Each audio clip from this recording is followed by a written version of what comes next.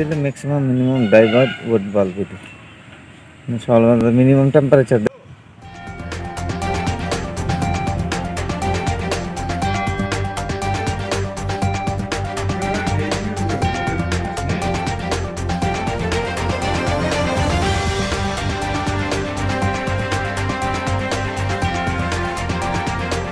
Temperature actually একটু একটু করে বাড়ছে।